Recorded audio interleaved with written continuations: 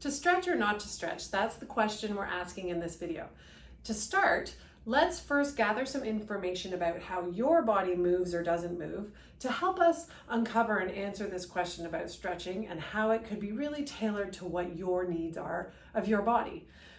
Put your hand like this. Can you extend your baby finger to 90 degrees like that? Can you do it on one hand?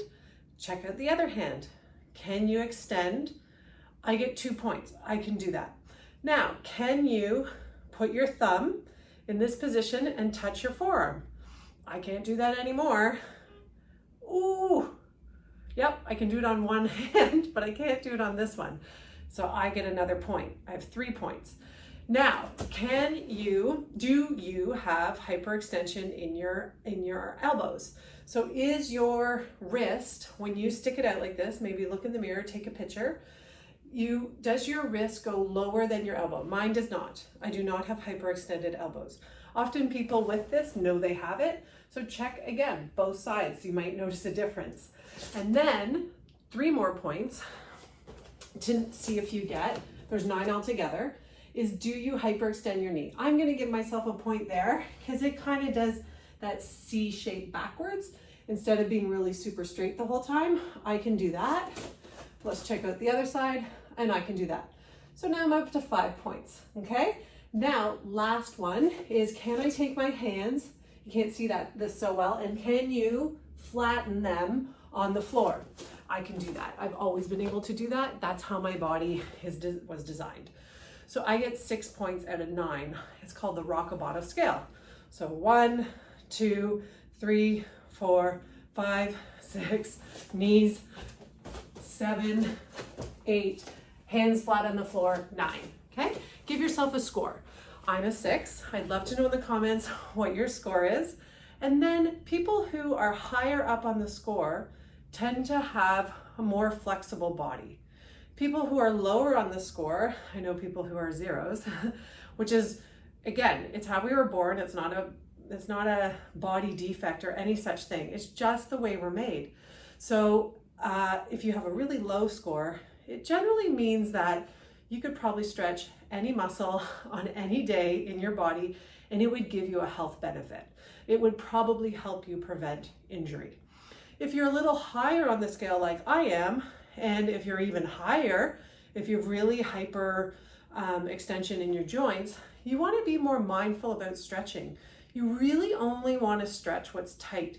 I don't like stretching my quads, not just heel to bum, but some other yoga-y, fancier, more intense stretches. I don't like it because it hurts.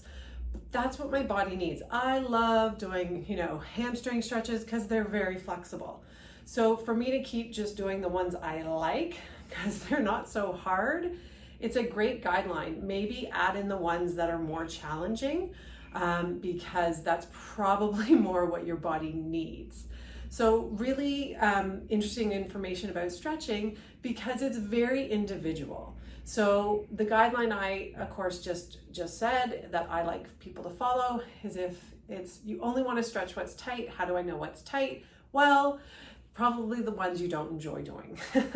And the ones that you're better at, you probably don't need as much. And then you can also add in where you land on that scale. Some people have a hard time figuring out, well, is it really, am I hyperextended? If you're questioning it, you're probably not hyperextended, so don't give yourself a point. In general, this is kind of obvious if you can or not. But yeah, it's a general guideline. Nothing's in stone with the body. There's always exceptions to every rule. However, this is a great guideline. So if you're high on the Rokobata scale, you probably want to only stretch what's tight. And if something feels really great to stretch, it might not be the most helpful thing to lean into every single day. And then if you're on the tighter, lower end on the Rokobata scale in number, you probably can do a lot of stretching and it'll be really helpful in injury prevention and making your body function better and getting you, to do all the things you love to do in your life. So hope this is helpful. There's so much research about stretching. There was a latest research project. They looked at thousands of people, and what they realized, they took MRIs and X-rays and they looked at their joints, and what they're finding is oh, if you have like bone on bone in your hip or your knee, it doesn't necessarily mean you have a ton of pain. And many of you probably have known that in your own bodies.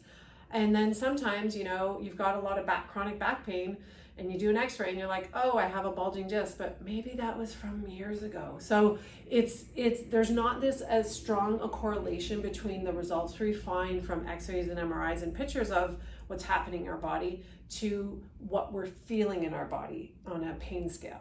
So I hope I explained that okay. It's just a little bit random. So if you, I think it's a hopeful one, because if you're someone who likes to be active and you're willing to do all the physio-y stuff I've got on my channel about how to keep your body mobile and strong and all those little stabilizers and muscles, it can do a world of good for preventing and curing, bad word to use, but really helping to manage any type of pain. Okay, love to hear what you are in the comments below on the scale, what number you've given yourself.